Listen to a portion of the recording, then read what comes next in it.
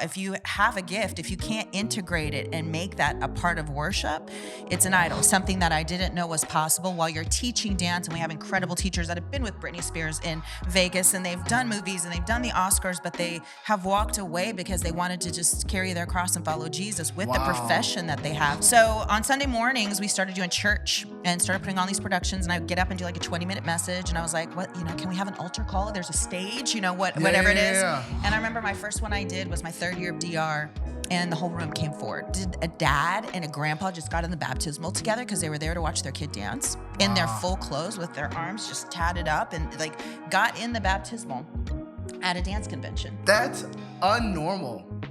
That's revival. If I've ever heard it.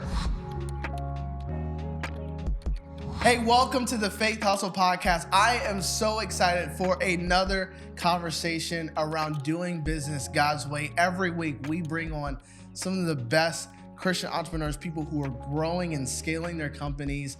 They're doing it in a biblical way, and they're bringing the kingdom of God into the sphere of influence. Today is no exception. I am so excited for the conversation we're going to get in. I have to thank, though, my friends here at Lux Creative here in McKinney, Texas. If you have a podcast or you want to start a podcast, this is a perfect studio for you to use.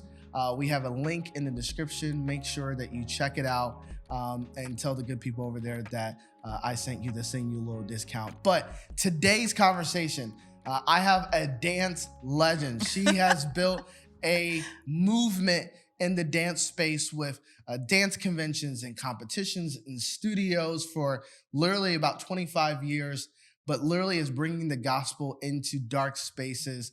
And I just felt like this was the perfect platform for us to have a conversation around doing business God's way and reaching these dark spaces with the light. So without further ado, Miss Michelle Brogan. Oh, thank you for having me. I love the legend. I laughed out loud at you that. You are a legend. Listen, if you can do anything consistently, this is true, for more than 5 years at this point, right? And then 10, and then man, listen. Absolutely legendary status. That just was very sweet. Oh, thank you so much. I'm so excited to be here. Just been meeting you in our first conversation. And since then have just enjoyed watching you and enjoyed watching what you're doing and the people you're meeting and the people you're bringing in and honoring people that have had these years to do it God's way. So thank you for having me. Oh, I'm honored. I feel like this platform that God's allowed me to have, it truly has been that where, a lot of, maybe ministry leaders get recognized a lot in the public eye, which we love that, pastors or evangelists or whatever. But business leaders and builders don't typically kind of get that, unless there are more secular stages. But I'm like, no, there's so many people building God's kingdom, right? Whether out front or behind the scenes. And so I love just getting to expose people people are doing this all the time, and giving them a blueprint of what it can look like. But we're going to hit it right away. So obviously we'll get your background and all this different stuff. But you started a dance convention called Dance Revolution. Yes. You've been doing it for 20 plus years? 25 years this year. 25 years. Oh, this is prophetic that you're here. Come on. 25 years doing Dance Revolution. Explain to me what it is, because you're bringing in thousands of dancers from all around the country. They're dancing, they're doing these competitions, and then you're sharing the gospel. Yeah. That's like unheard of. And I'm not a dancer, but if you find me in a wedding, there's where you'll be. I tear it up. I'm the one basically at my friends' weddings that are maybe mostly white, loves them. I'm the one teaching the wobble. Right. I'm the one I'll literally show you pictures out there. I'm the one instructing. Right. So that's the extent of my dancing. And then when I was a kid in my dad's church, we used to do dances like Kirk Franklin and Mary and all this different stuff. But legends. Legends. You have all these dancers come, and again, they're competing, they're doing all these different things, and you're sharing the God. I have to hear how that all began. Right. It's something that is very unique. It's not anything that I had growing up. So as a dancer, I started dance when I was 4 years old. And I was 4. My goodness. And I was an only child, and my parents were like, what's her passion? I'm an only child too. Come on. Let's go. So I was, I want to do dance. I want to do karate. I want to cook. I want to do the flute. I want to do oboe. And they put me in everything, literally synchronized swimming. I thought I was going to be in the Olympics until I hit that wait, this is the thing I really love to do. Yeah. So with dance, it was something that was like a hobby. My parents went to church, but it was like a separate thing. It was like, here's your hobby and here's church. Yes. There was never any integration of that. And so as I got older, I started going into the professional world. I know the new Star Search is out, and I went to New York for Star Search and just became a professional dancer. And what happened was I went through a really dark period of time where I went through a major meltdown mentally. And when I came out of that season, I felt like the Lord was like refreshing everything about what I wanted to do, and he wanted to teach me what true worship was. So I had the dance here. I loved Jesus. I was rededicating my life, wanted to make an impact. And he was like, you can't do two separate things. If you can't do it together with me, it's an idol. So with that, it was like, oh, if you have a gift, if you can't integrate it and make that a part of worship, it's an idol. So I knew I wanted my dance to not be an idol in my life. So we integrated together. And I think he just took me back to what I did. I went to these dance conventions. I went to these places and spaces where they booked out entire ballrooms. And for 3 days, we danced our heart out. I met new friends, incredible teachers that were like really popular in the industry. And I would leave like this great time, but empty. It was like, okay, that was really fun, but nothing changed within me. And so I really, through a series of events, I had to let go of my job. The Lord asked me to fulfill all my contracts and commitments, because don't not do that. Even when God calls you, you say yes, you fulfill your contracts and your commitments. And then I sat in his presence for about 6 months doing nothing, newly married. Wow. And I just wanted to make an impact. That was it. I didn't want to make a brand. I didn't even know about that. We didn't have any of YouTube or anything back then. That's how old I am. So we sat there, me and Jesus, and he started going, I'm going to use you. And I'm going to take everything that you've done, and we're going to make it for my glory. So I remember, it's too long of a story to tell on here, but being in a service where I just was at the end of like, God, I really want you to use me in something. And so I remember there was a preacher up there. He's like, there's people in here that want to make an impact. He asked us to put stuff in a Tupperware bowl that has been holding us back. We put our stuff in a Tupperware. I thought that was so strange, but I was like, God, I know you're prophetic in this moment. And there was about 3,500 people in that room, and he pulled out my Tupperware, because I remember I was like, God, if this is you, this is crazy. Wow. But I know that I've been praying for you to use me. And he pulled out this Tupperware, and in that moment, God really started putting this vision on my heart. Gave up my diamond earrings I had on my ears, because we had no money at the time, because I'd let everything go, put them in an offering envelope, send them off, because God said, take those off, give those to me. I thought that was the craziest thing I'd ever heard. And that morning at 4:00 in the morning, I still have the notebook where God began to speak to me a vision called Dance Revolution. Nothing I'd heard of, nothing I had seen. I didn't have anybody to go to and be like, hey, there's this convention. We're going to dedicate it to Jesus. We're going to have altar calls. We're going to see people get saved, healed, and delivered at a dance convention. And the people that I did tell about it was like, that's not possible. Like there's no one doing that, because it's not possible. Plus, who do you know that's a Christian dancer? And I was like, great question. Yeah. So that's when computers were as big as this table, and I typed in christiandance.com. And this one guy pulled up on this really janky website. And I thought, I've got to call him. And I went to my husband that next day, and I told him, because he knew I'd been waiting on the Lord, I'm asking God to do something major. And he gave me a vision. And my husband's so amazing. He was a golfer at the time at the PGA, and he looked at me. He said, do it. Whatever he puts on your heart, you've been praying, do it. So I got this vision for this 2.5-day convention that you bring in teachers, you rent out over 60,000 square feet of ballroom space for 2.5 days, and you dance. But when you're dancing, that there had to be something different, because there's over 300 conventions out there right now. I mean, with every popular movie star person you know. And, but he said, everything you're going to do is going to revolve around me. So I was like, what does that look like? So pray before classes, pray after classes. You're going to prophesy. If you feel led, prophesy in classes. You're going to dedicate everything you do to me. You're going to bring people in that have had time with me and testimony with me. And I was like, professionals? Like, I don't know professional dancers. He said, say yes. And then I'm going to take care of the rest. Just start saying yes. Wow. So this vision came to life of these 2.5-day events where, you know, at first I saw thousands and thousands of kids in my mind, and teenagers and young adults, and forgot that there was a process, you know, to do what we did, because our first two locations had to be canceled because of 9/11. But at the time, you're in these rooms dancing, but we stop on Sunday mornings. He said, you're going to have church on Sunday mornings. And I was like, church in a hotel? Like, that's when God had to even reveal to me, church wasn't about a building. It was about the people. What's a church service going to look like? Who's going to be the preacher? Right. What are we going to do? We're going to bring a worship band. And so it took a little bit of time, about 3 years for me to finally go, oh, you want me to preach? You want the people here that actually play instruments to be this. And so we started this convention where I don't know if I've ever seen what I've seen at this convention. We serve in the local church. We love the local church. We believe in the covering of the local church. But to go out and do ministry outside the walls of the church and something that I didn't know was possible while you're teaching dance. And we have incredible teachers that have been with Britney Spears in Vegas, and they've done movies and they've done the Oscars, but they have walked away because they wanted to just carry their cross and follow Jesus with the profession that they have to be able to talk to these young adults. So on Sunday mornings, we started doing church and started putting on these productions, and I would get up and do like a 20-minute message. And I was like, what, can we have an altar call? There's a stage, whatever it is. Yeah. And I remember my first one I did was my third year of DR, and the whole room came forward.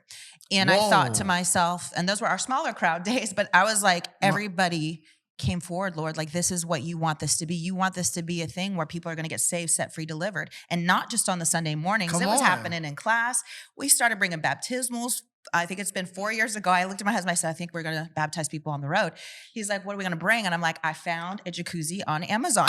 So we got a jacuzzi, and we had to sign our life away for it in these hotels where they're like, if this pops, you will owe us $100,000. And my husband and I signed the paper because we're like, if people are going to get saved and baptized, we're going to sign away. So we started baptismals not too long ago, and I was like, are people going to do this in a dance convention, And I started watching with their full clothes on, with their dance shoes, their hats, running to the water and getting in where we're like, wait, we have clothes for you. No, they're getting in the water after a dance class because they're feeling the presence of God. They're feeling seen. They're learning how to take that gift. It's not an idol. It's coupled with God. We're doing it together. It's a form of worship.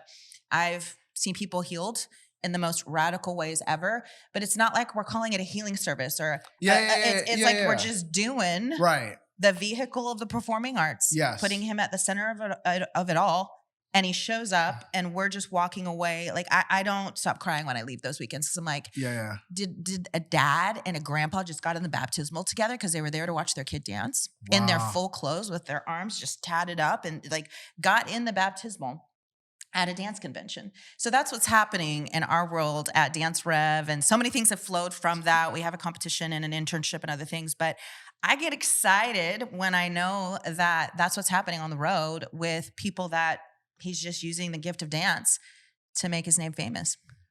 Before we finish today's episode with Michelle, we are here in Trinity Church where we're going to have the Now or Never encounter that she is doing May 9th. Faithustle is a part of it. You got to tell us more about it. Oh my goodness, you need to get in the room. It's our 4th annual Now or Never encounter. It's totally free. We're looking for you to be in the room. It's going to be immersive, unique, visual, something you've been waiting for. So go to noworneverencounter.com, reserve that ticket, and I can't wait to meet you on May 9th. And who's all coming? I mean, there's so many worship leaders, speakers. There's so many, Jesus is going to be in the room. Jesus is going to be here. That's what matters. But John Wild's going to be here. Lau Phillips, you're going to be here. I'm going to be Pastor here. John from Church 1132. My favorite, the Binions. The Binions are going to be in the room.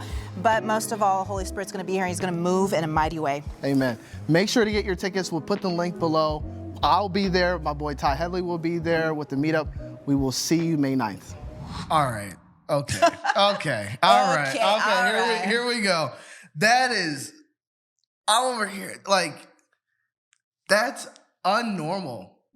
That's revival. Like, if I've ever heard it.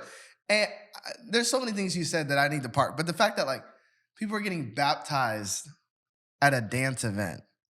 In their dance clothes. I would have, it's like, that, what's that new phrase of like, that wasn't on my bingo card for the year? It wasn't for me either. That was not on my bingo card. We doing this. Like, and it says he gives the Spirit without limit. Like there is no limit to the Spirit of where he wants to move, how he wants to move. It's funny. I just watched the podcast with Tim Ross, and he talked about he invited his neighbors to church. They weren't saved, and he was at Potter's house at the time. So like people were running, all the stuff, and he was feeling embarrassed. He's like, man, like we're gonna look, and the Holy Spirit literally told him, if you're embarrassed of me, I can leave. Wow. And I was like, oh my, like we truly are, we limit the Holy Spirit. 100%. We put a box, or I've been reading a lot where it talks about like, do not grieve the Holy Spirit. Mm-hmm. And it's like, how can you grieve the Holy Spirit? You tell him what to do. Yeah. And you tell him what he can and cannot do. And I just love that you said something. We got to go back to that. You said, if you separate what you do and the Lord, you create an idol. If you can't put that together as your form of worship, like that's your worship, that's a gift he gave you.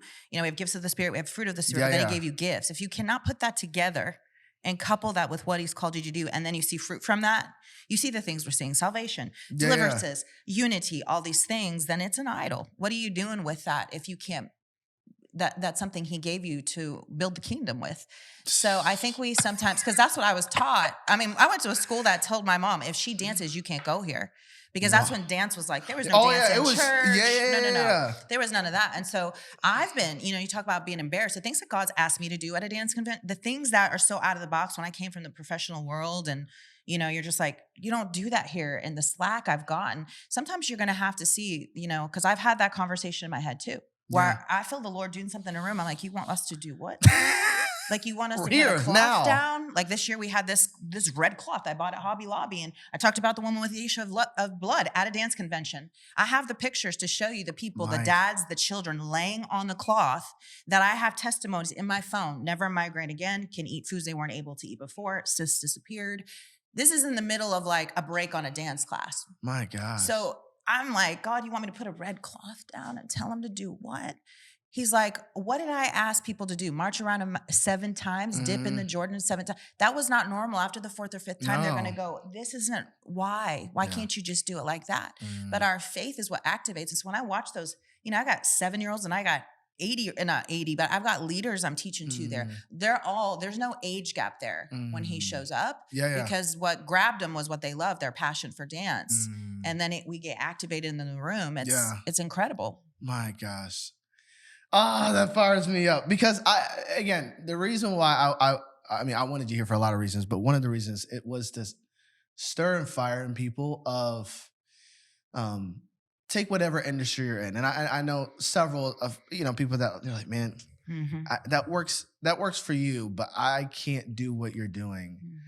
And it's like, are you sure? You know, like, have you asked the question? And I do think if we were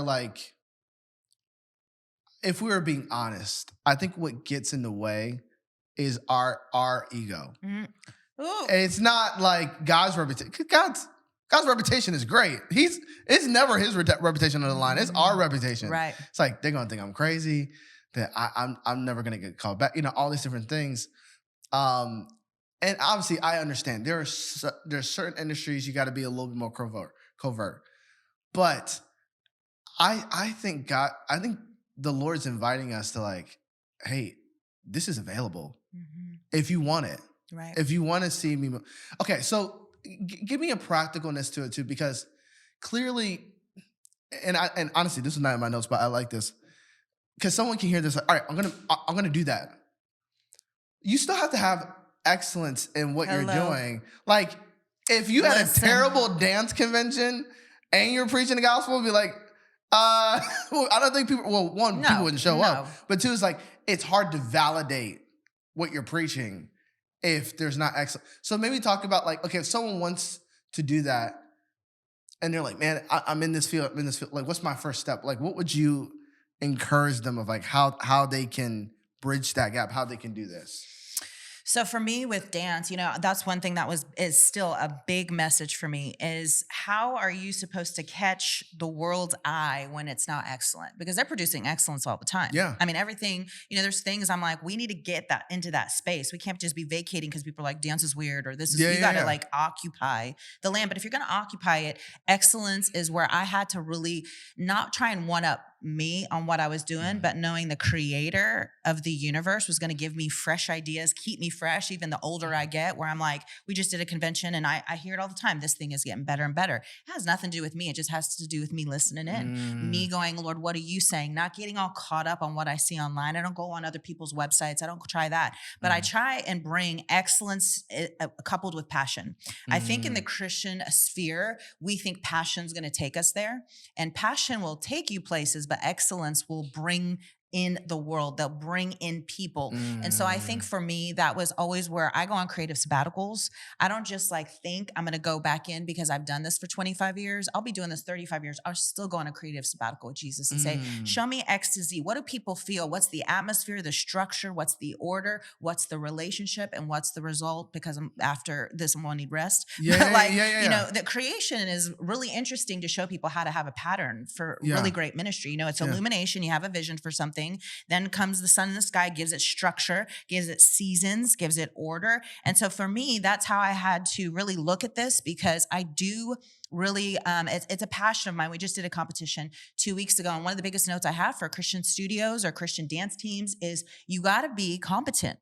And a lot of you are charging. So if you're going to be competent and want to be compensated, you gotta be competent. So I can't believe I do what I do and own the things that I own. I mean, I had a 1.4 grade point average in school. There was no listening. There was no learning. But when God got a hold of me and got a hold of my heart, I started learning, you know, first by the Holy Spirit, but then I had to start watching, not to compare, not to cookie cut, not to be an imitation of something, but to say, this is what's out there. And then know that what I produced, I really feel is excellent, because I feel like I watch the Lord be the center of it all. And something you said too that is just real important is ego's got to be checked at the door when it comes to anything you do that you're starting with God. Because when your ego gets in play and you have a good product, or people start coming year after year, or you get sold out, your ego will want to rise up. And your ego has to be put to death to know that had nothing to do with you. And it was just your obedience. And you took that thing and you went with him in it, and we coupled together, and it's not an idol, it's a form of worship. How can you have an ego about worship? So you just have to be careful. Hold on. You're not gonna go. You ain't gonna go fast on me. No. Okay. Slow down. I gotta put my foot down. Slow down. You can't have an ego and call it worship. I mean, we are watching, especially in the creative spaces, you know. Yes. To do what I've done for 25 years with creatives, let me tell you one thing. If anybody works for me, you can ask anybody that works for me. If you got an ego, you ain't gonna last. In this ministry, ego will trump all the things that are happening with the healings, with the deliverance, because you get your ego in the way. And you're like, well, this, or this might look weird, or what if this is wrong, or whatever. So for me, what I'm doing is worshiping the King with an avenue he's given, with the gift he's given. So if ego is there, I mean, how... You can't couple those two things. Jesus called it out in the disciples when they would start having a little bit of ego. Who's going to be last? Who's going to be first? He'd be like, you're going to the back, son. So that's an ego thing we have to be careful of, because we want to know, are you going to use us? How's this going to look? How's this going to be? And that's one thing that, you know, sent me to the hospital, 15 years ago, because I was striving, performing.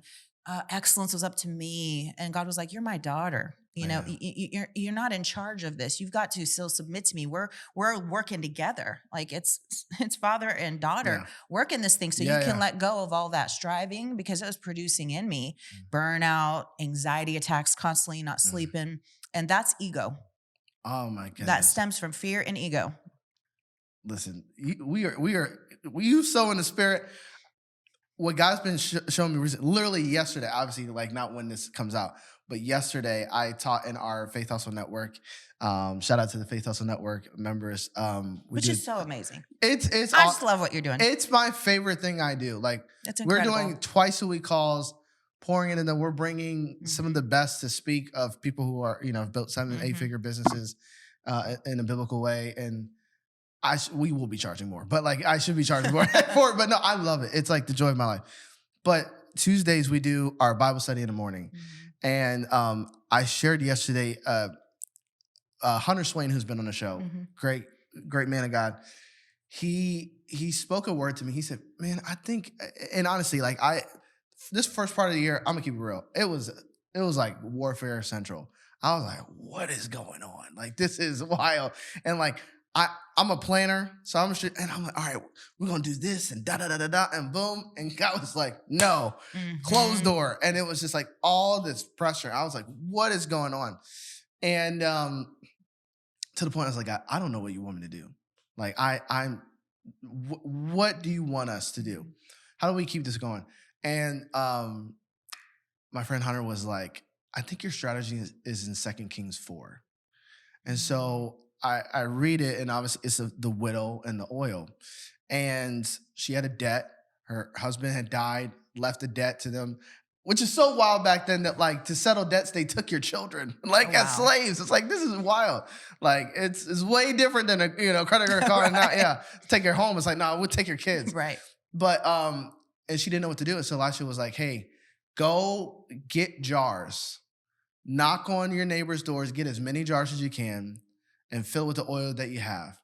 And they did that. And anytime they got a jar, the oil flowed. The moment it stopped flowing is when they didn't have any more jars. And then he was like, go sell that oil, right? And then pay back the debt. And I felt the Holy Spirit tell me, and for Faithustle, he was like, our strategy this year, and honestly, for foreseeable future, my job is just to bring jars. That's my only job. Jars in scripture represents like humanity and like frailty. And like, 2 Corinthians 4 talks about he's hidden these treasure in jars of clay. So he can show his immense power. It's like God is just wanting you, to your point of like, excellence it's so necessary and the competence is so necessary. But like you said, there is another extreme where it gets to of like perfectionism, where it's not really excellence. It's like, okay, I have to control everything. Everything's got, and so you put all that pressure in. It's like, well, like you bring what you can bring, your best. And then you my pastor calls it, you have to make a margin for miracles. Always. So you have to give him something to fill. Right. And that's when the oil can come in, when you bring yourself. And so we're just jars. That's all we're doing. Empty ones. Empty ones. Bring it empty. Right. Because it's fulfilled with anything else, and you got no room for oil. No. But like bring, like even John 2 of like, when he turned water into wine, it was 6 jars, 6 representing man. Like they just brought themselves. Right. And then God did what he did. I mean, that's been a rule I've lived by, is because Michelle has a lot of ideas. She's got a lot of things in her head, some good, some not. Yes. But that empty picture is anytime I would ever even step on a stage, anytime I'm going to deliver a message, anytime I feel like I even have a prophetic word or something that is in the moment, I like literally stand back there where no one can see me and pour myself out. Because I'm like, if there's any part of me mixed in with this, and that's where I think, especially as creatives or people that have an entrepreneurial mindset, sometimes we think we've got a lot to bring. And the thing is, God's given us something to bring, but it, without him, it's empty. Yeah. And so that's where I think it's a great point. And I love that that's what you're going by, is because I'm always seeing myself just trying to get the last drop out so that he can give it as much as he can in there, because I don't want that mixture with what I'm trying to do, because that's why I think we see the fruit we've seen. Yeah. I mean, like I said, I've never seen what I've seen on our Dance Revolution tour ever, or with our internship when we're worshiping in our little Studio One. Like the things that are happening in there is because I think there's nothing else but him that we can even, know that would do something like that. Yeah. Just partnership and faith. I love it. I love it. I love it. What do you think has helped you, I guess more of like a practical strategic side, to keep this going long term? I mean, again, to keep iterating, to keep evolving. You got lots of dancers, you got lots of teams. You say you toured. Like, would you guys go to different cities and different, like? We have a tour at the beginning of the year, and now we're starting our competition tour. Gotcha. How many cities are you going to? Right now we're 6. Wow. Yeah. That's a lot. So, with Dance Rev and our competition. Gotcha. Okay. What are some things that have helped you, especially to sustain it? Like I did one tour and I'm like, whew, by the grace of God, we did 5 cities. To God be the glory. But like, how are you doing that year over year? Like, what are things that you've, maybe systems you put in place? Like, I love to hear a little bit behind the scenes of like what's helped with that. For me, just even longevity of how I knew my husband and I wanted to set this up is prayer and fasting. We don't do an event without a fast. Ooh. No way. I think everybody wants to fast in January. I'm like, I got way more happening in the spirit that all my staff, we travel with 64 people. They all get the same email. Wow. Here's what we're fasting about. We do a sun up to sundown fast. We have a 24-hour prayer during that. I think we just get to places where we're like, we're covered there. And I'm like, God wants to do something new in North Carolina. Wow. He wants to do something new in Orlando. He wants to do something new in Chicago. So we don't do anything without prayer and fasting. There's never a year we keep going without submitting it to God. Do you want this? Because if this is my identity wrapped in this, or this is because I'm financially set, or whatever it is. So there's prayer and fasting. Then there's giving. My husband and I believe in giving. I wish I could do this whole teaching. And I'm not talking about prosperity message. I'm talking about like, what seed do you have in the ground if you're looking for a harvest That's just at your biblical. event? Yeah. Like, or whatever you're doing. It doesn't even have to be an event. But we believe that when we started this, it was prayer, it was fasting, it was sowing, it was unity, which is massive for the vision, keeping the vision in front of people constantly. We do lots of training, lots of staff meetings. We put a lot of money that we're not getting back out to get people in a room together to worship, to feed them, to keep them like, hey, this is what we're doing and this hasn't changed, or if there's anything to tweak or make us better. But the big thing for me that I learned the hard way was seasons. I think sometimes, like, so when you're doing an event where you were like, that was hard, like, is I had to understand certain seasons don't last. And when you get close to an event, you get close to, you have trouble with staff or you have something going on in your body and you're thinking, I've gone through a lot of mental stuff, health stuff. My husband and I have lost things, finances. We have had to sell 5 houses to keep this ministry going. So the thing I've realized is God has really showed me about winter and spring and summer. They're in seasons. And if you can't see the next season, you're going to quit before your time. So I've had to learn to go, oh, this is winter. But winter is not going to last.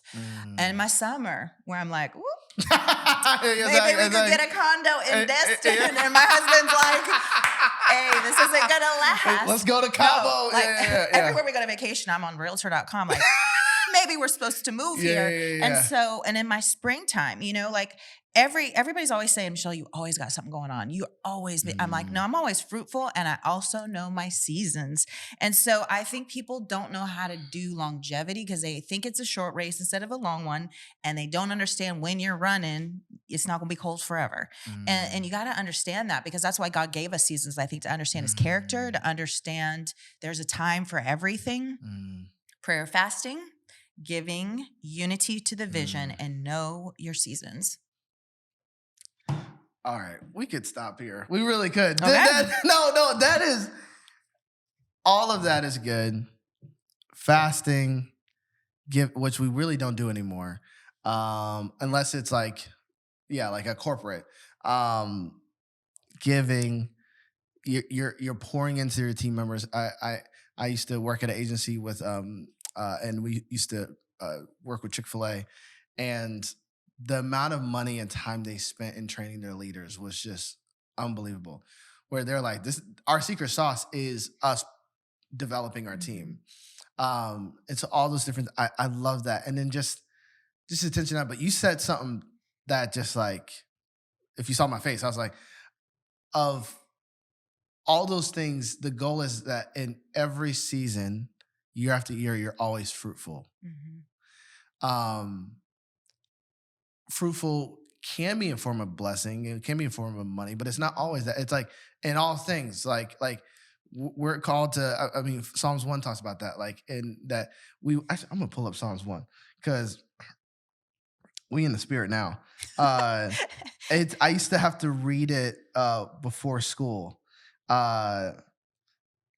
He is like a tree planted by the streams of water that yields his fruit in season, and his leaf does not wither. And all he does, he prospers. We could stay on that one forever because that's how the Lord showed me this ministry is you're going to become a tree. And if it's not rooted and grounded in who I am, and then once that tree comes up, the fruitfulness has come out of it. The competitions, the internship, the boutique, it was like that had to be the main thing. Yeah. That this was about souls. This was about changing the face of dance. And from there, all these things stemmed. But fruitfulness to me, you can't go when you get to heaven and throw your money at him. But one thing I can do is turn around and be like, that you said make heaven crowded, right? Like plundering hell. And so for me, fruitfulness always has to look like lives being changed, including my own and my family's first. Because I would go to summers and feel that's when I would get really sick because we would tour the whole year. I would have my internship. We have this incredible internship of young leaders. They stay with us for 9 months at a time and they go home and then the tour would be gone and then we'd go on vacay. And in the summer, I get sick because I'm like, I'm not being fruitful. And I got striving. That's what I was talking about is like, what's fruitfulness to me? It wasn't that we weren't making any money at the time, but I was like thinking that if I wasn't preaching my face off and doing all these events, I was unfruitful. And God had to really show me about fruit, how fruit grows, how fruit lasts, how fruit can grow in the winter. You might not see it come up out of the ground, but that was a big thing for me is if you ask anybody that knows me, if there's no fruit, we're done. Like if the fruit stops, and it's not like in a one event thing. I'm talking like if we start to see fruit fade, hang it up. We're done. Yeah. And that's not a money thing. Money, God has been good with money. We could talk about money all day and what God's done for my husband and I through giving away cars and houses and that earrings. And then I gave away a ring that was wedding, like stuff that most people are like, why would you do that? That's precious. I'm like, it's precious on earth. But if I'm going to pay into the eternal, what God's asking me to do, I can't hold on to that. No. So that's what fruit is to me. And I love that verse because it's helped me so much, even to realize, who am I? Because a tree by the waters, it can't be not tethered to the root system. And I think people are tethering their stuff to their stuff. They're tethering it to their vision. They're tethering it to their brand. All that stuff will get uprooted. Last night we had a tornado watch at our house. I'm like, anything that's not tied down is on its way out. Yeah. So tether yourself to the kingdom. And that way, when the seasons change or money's gone or you're going through this stuff, you're not like me, burnout in a hospital bed because I didn't know what fruit meant. One of the hardest things about being a Christian entrepreneur is doing it alone. It's hard for us to find the right community. You either have your church community or your business community, but rarely do those things mix. And the future of your business is solely tied to the relationships that you surround yourself with. That's why we created the Faithustle Network. It's designed for kingdom entrepreneurs to get in community together. We have two different options. We have a free option and we have a private paid community. And each of these communities is designed to get you in the right spaces with the right conversations so that you can build your business God's way. We do weekly calls with 7, 8-figure kingdom business owners teaching about marketing and branding and sales and systems so that you can build your business on the right foundation. We do Bible studies and prayer meetings to support one another and encourage each other's journey. Not to mention, you get access to our monthly events that we do here in the Dallas area and soon in other cities. You don't have to be isolated as a Christian entrepreneur. The community you've been looking for is only a click away. We can't wait to see you get in community and build business God's way together. If you don't mind, can you talk a little bit more about that season? Because like you said, at that time, you guys are doing well, you're making money, you're building the kingdom. And my first few years of business, I was learning how to do it. I didn't know how to do it God's way at all. And I'm about a massive anxiety.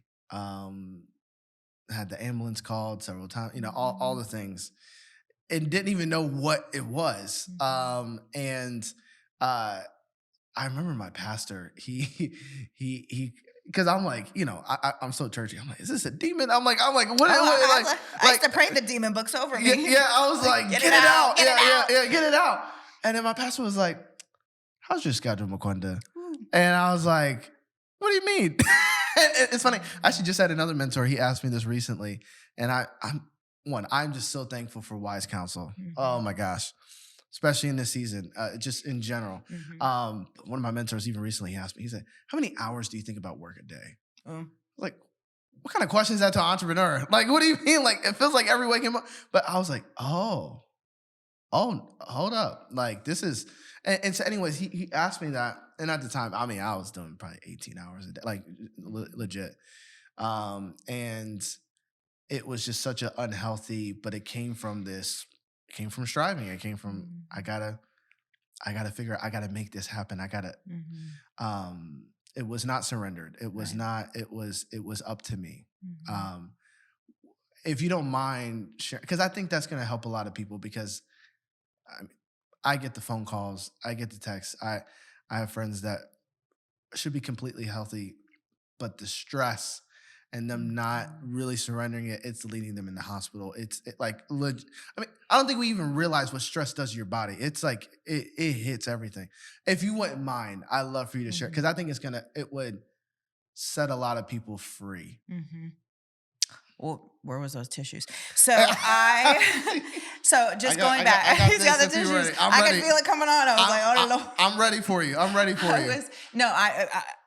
here's the deal. I'm not going to go over my whole testimony, but I did go through a very hardcore mental bout. I was locked in my room for 6 months with agoraphobia, OCD, schizophrenia. People had to taste my food. I thought I was going to die. I was like darkest of the dark of the dark. Nobody knew what was going on because back then people weren't talking about anxiety. No. I mean, when they said agoraphobia, everybody was like, is that about a spider? What is that? Like nobody knew what that was. So when I was going through it, there was not a lot of godly counsel. There was not a lot of kingdom counsel. I didn't know what was going on, but it was dark and life was not something I wanted to live. So coming out of that place, you've got to also look at those triggers in your life. I had to find out why that came upon me. And I think there was a lot of reasons that came upon me. But going into ministry, saying yes to Jesus, saying yes to Dance Rev, throwing our house in the mix, throwing our car in the mix, all these things, you think it's going to be like red carpet rolled out. Here we go. You said yes. We're going to give you what you need. And all of a sudden I was like, I think I have a demon. Like I was all this anxiety, right? And so there's been lots of bouts, but one bout in particular was about 16 years ago when I was getting sick after like the Mondays after tour. I'd get sick. I'd feel like I had mono. I'd be crying all the time. And then summer would come and I was like, what is this? And the Lord said, you just want so much control. Like you're controlling, you're trying to control what only I can control. You are putting all that weight on yourself. You're putting all the things like, because even as a woman, my husband is the leader of our home and he works with the ministry now. He quit everything and laid it down.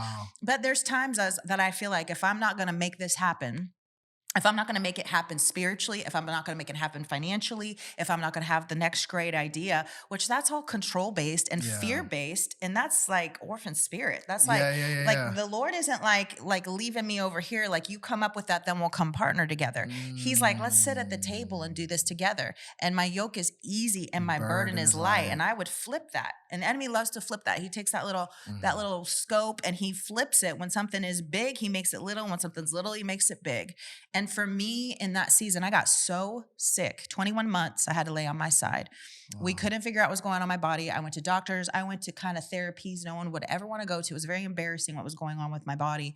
But one thing I didn't do just go once in a while was to a counselor that understood the mind, body, and spirit. And I went to him once a week and he sat there with me with his wife and talked to me about my broken heart with God. Wow. And I was like, what's that? And he said, well, you have a broken heart with him because you think he's left you to do all this on your own. Or you think when you ask him to do something big, use me big, you always get sick. And you think you're a Job. Like that if you're going to do the thing, he's going to use you as an example, or he's constantly using you as an example. When he doesn't come through or something doesn't look the same, you have a broken heart with God. I had to work through that piece for a really long time because my sense of control made me not trust him. And when you can't trust your father, which you can, or the person that was the provider and we weren't getting provided for in the moments like I thought, I got a broken heart with him. Wow. And I was sick. Like I only came downstairs from our tour to speak twice and then I'd go back up to the room and lay on my side because I couldn't sit up straight. And what anxiety did to my body, what striving, what ego, what control did to me. And it broke my heart with the Father. Wow. And I had to get that mended because he did nothing to break my heart. He only did everything to mend my heart. But I feel like a lot of people don't understand how deep that is sometimes, that when you feel like God hasn't come through on this or you're worried he won't, that's a trust issue. Yes. It's a trust factor. It's a control issue.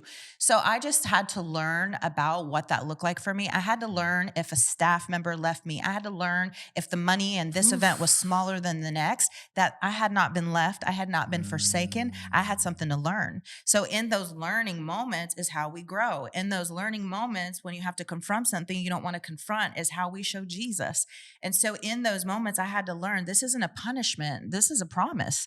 And so I just think some people need to know that pain is not equivalent to we're done, or pain is not equivalent to we're not doing good enough. Pain, when done right, when working out, will produce a muscle. And so for me, I started to let pain work itself out, which I would say we've had years of pain that I thought I could not endure it anymore. And that would be one of those seasons. I still remember laying on the floor in the house I was living in Lantana, Texas, crying so hard that I was crying so hard, where I was vomiting. Cause I said to my husband, he was laying there in the closet with me, just petting my head, just praying in the spirit. I was like, I'm done. I can't do it anymore. Yeah. I can't do, you need to call everybody, call Megan, call everybody, because I think that he has left me. And that's when I think he's taken his grace off me because the pain is too much to endure.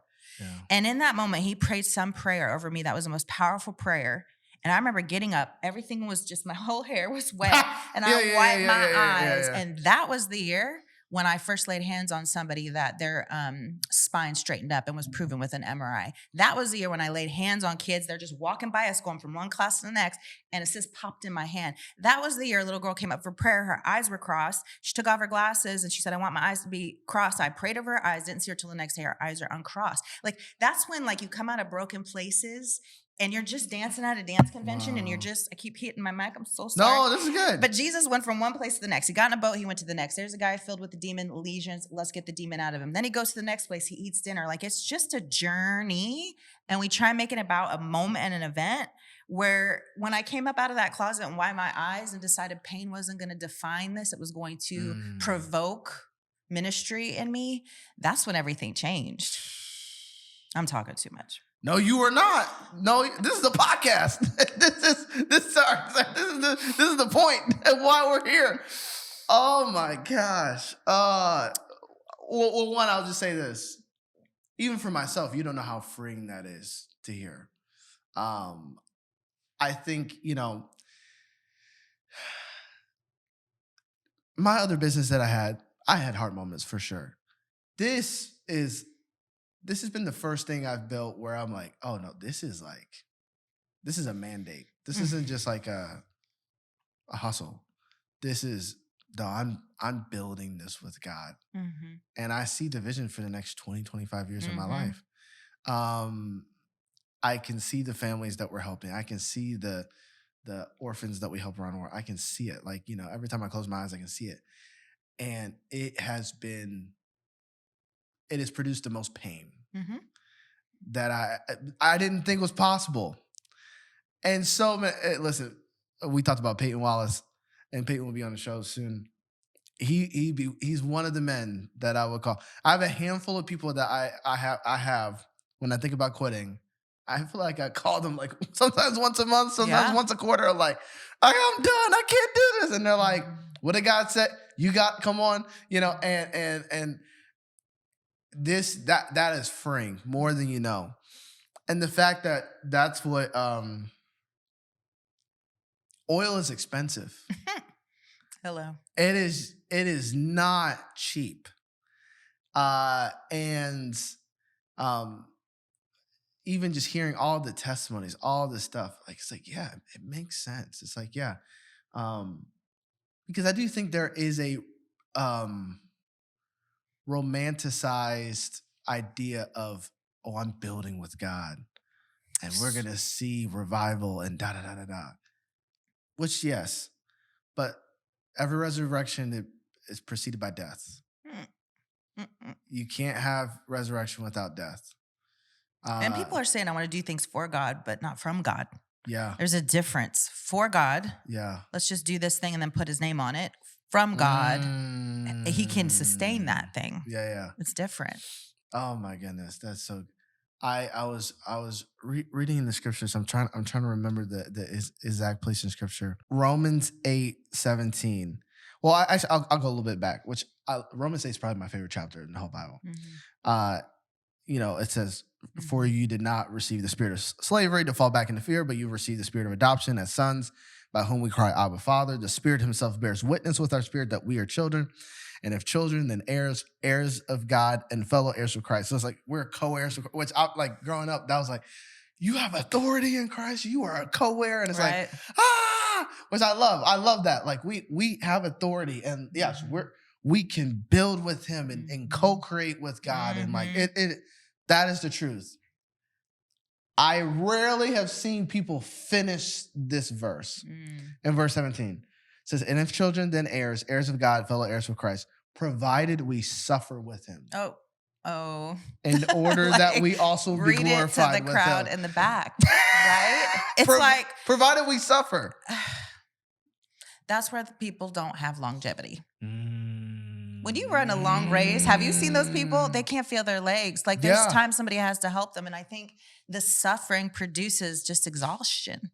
And that's when you're trying to do it on your own, and that thing it becomes an idol. Yeah. Like when you're laying in bed at night thinking about your business all the time, when you're laying in bed thinking about how you're going to make it happen, that's when you are thinking like you haven't been adopted. Like you don't have like when we were little, we didn't really think about who was going to feed us. No.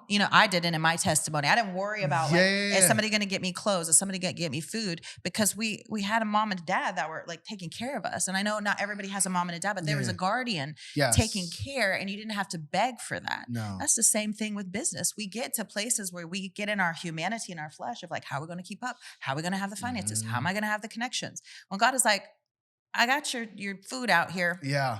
I already did it. If you just come out and eat it, you're spending too much time in there worrying about it. Yeah. It's like a prodigal.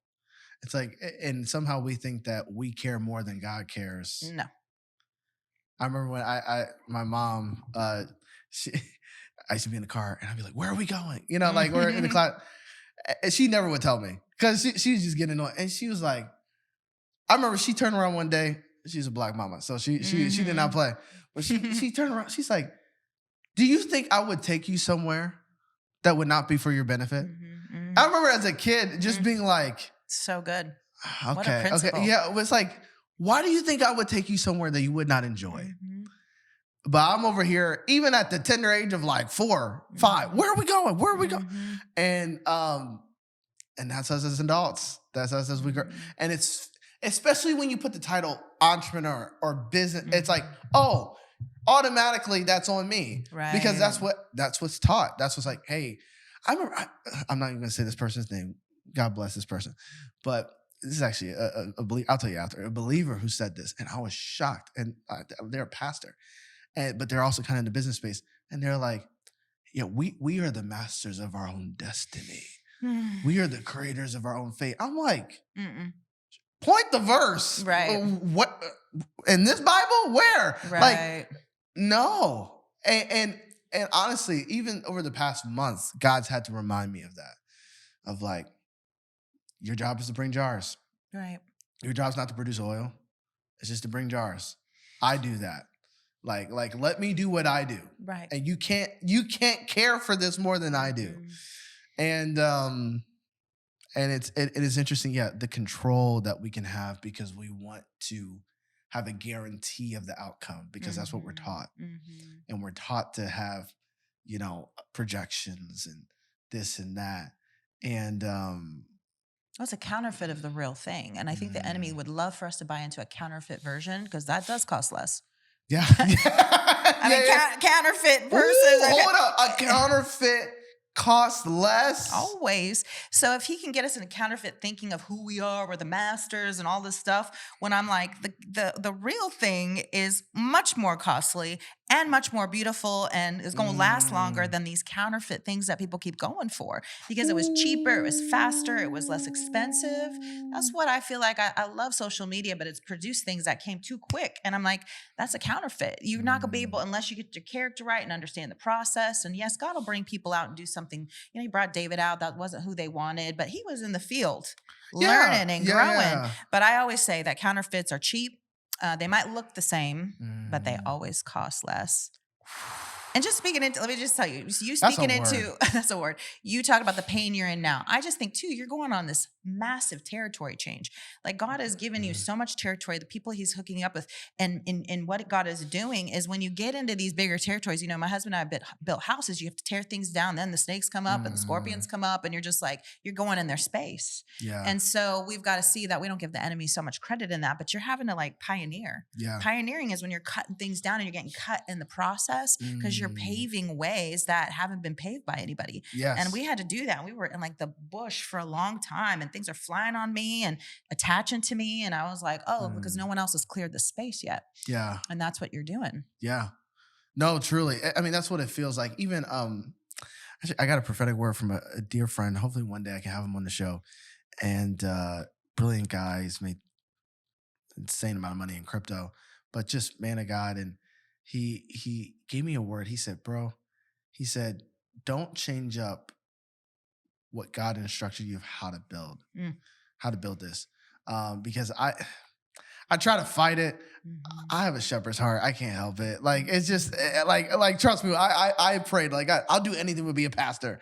And like, that shepherd heart keep coming in on me, like, dang it. Like, Mhm. and he was like, no, he was like, in this business space, it is very rare, and I'm sure even in the dance space, of like to want more for people than from them. Mhm. That your aim is not to extract, it's to add. Right. And he was like, that build it the way God told you to build it, because we need that. We don't need another business Mhm. group or mentor group, or we don't need another events type of business. Like we need the model and the blueprint that God's laid out. And I think, like you said, it is costly, and it does, Mhm. like you said, like you're going through with your machete and you're getting hit and scratched, um, and it's worth it. But I just, all this is just so good. I wish we had another hour. I would be We'll here do for it another again. hour. Absolutely, absolutely. Um, to close, Mhm. I'd love for you to share kind of some last encouragements that you would have for those, even within the, I don't know if you would consider dance in an entertainment space. It's not really, but kind of. Mhm. But just those who want to go out into places of influence, and um, places that historically are dark. Mhm. It could be in the movies, it could be in music, it could be in dance, or all these different things. What would your encouragement be? And especially, again, there are people who are experimenting with a lot now. You've been doing this for 25 years. What would be your encouragement to them as they are branching out? And yeah, what would you say to them? I think you said something that was key at the beginning of like it's a branch of entertainment, but it's not. Well, it is to the world. It's entertainment. Yes, yeah. We're here to entertain. We're here to distract. We're here to make this about you. And God's ways are different. He's here to Hmm. minister. He's here to make it about him. Hmm. And so with that, what I would say to people that want to go to New York, they want to go to LA, they want to go, all the places and spaces of that I've been to, watched, is get equipped. I Hmm. think that what happens is we want to go to dark spaces, but without equipping and Hmm. without relationship. When those guys were going into that house to deliver a demon, they're like, oh, we heard of Jesus' name. Let's go in and do that. And that demon threw them out, beat them up, and they were naked because they only knew Hmm. about a name. They didn't know about a relationship. They only knew a name. They didn't know about power. So if you're Yes. going to get called to go into dark spaces, you need to have relationship. You need to have a core relationship with Jesus. That sounds simple, but I think it's more than what most people think. It's not just going to church. It's not just getting on your Bible. It's like living, coupling those things as worship, Hmm. right? It's doing the things that you are dying Hmm. to Michelle every day. You dying in, we die in every day. So with that, then it's equipped. Get equipped. If you're going to go to LA, you can't be taking at a place in a space that it doesn't have the excellence, doesn't have the technique. If you want Yeah, to get into those rooms, you're going to have to get equipped. You're going to have to invest in yourself. that's good. You're going to have to find excellent places for that. But in that process, you're going to have to know who you are, and your identity with Christ got to be so tethered, like we talked about. Like, I want you to see an umbilical cord, like when you're attached to your mom, when that gets cut off, we come out, but mom is taking care of us, Yeah, right? yeah, But yeah. with Jesus, there's a tethering that has to happen that gives you nourishment, that gives you life, that when you Hmm. go into dark spaces, that umbilical cord doesn't get attached to something else. That's good. Because if you're called to minister, if you're called to be a light in a dark place, you better have excellence, you Hmm. better be competent, but you better be tethered more than anything, prayed Hmm. up, understand who he is, understand the authority, and make sure you have jurisdiction in that place. I Hmm. have with what we've done, I think some people are like, let's go over here and try this, or let's go to this like strip club over here and like go to those dancers. And I'm like, it's not like I don't think we have power, but you better check on what territory. And do you have Mm. jurisdiction today? Like, Yeah, we have yeah. all authority in Christ, but I think some people just haphazardly just go places and spaces where I'm like, I know where I have authority. I know Yeah, when I yeah, go in places where I have the gavel, things start to happen. There's fruit. I don't yeah. just go try and test God. You know what I'm Mm. saying? So no, don't just be like, I feel like I belong here or I belong there. Let's get Mm. a word from the Lord. Yep, Let's yep. get confirmation. So when you get there and it Mhm. gets painful, it gets dark, you get injured as a Mhm. dancer and you're like, oh, I'm injured, I have to leave. I got injured, but it didn't stop me from changing the face of dance. Yeah. So that's my advice is don't shy away from it, but be equipped And to go. make sure you have a word.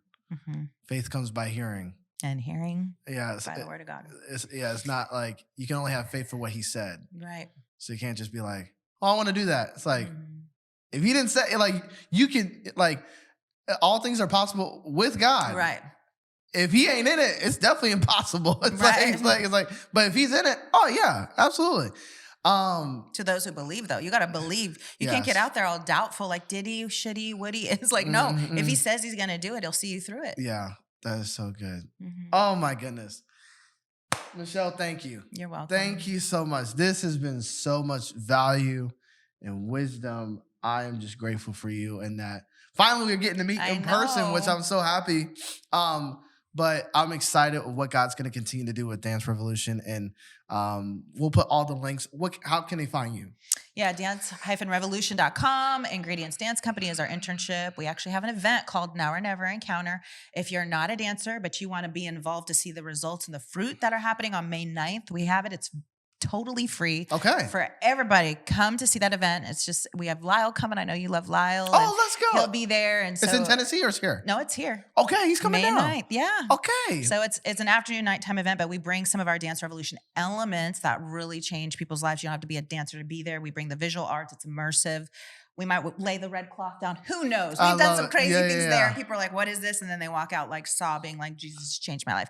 So be there for that. We'll give you the links, and it's been a joy. And I just love watching you, following you. You really have the favor of the Lord on your life. Thank you. And you're a connector, a divine connector. Yeah, God is good. Well, I'm excited. We'll definitely have you again. We'll put all the information down below.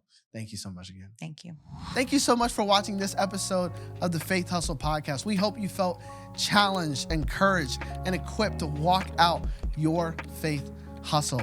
And if you enjoyed this episode, we encourage you to subscribe to the podcast, whether you're listening on YouTube or any audio platform. As well, leave us a review. It helps us so much in our ratings so we can get the word out to more people. Each week we have these conversations with business owners who build their business God's way. And so we look forward to growing with you on your faith hustle journey. We'll see you next time.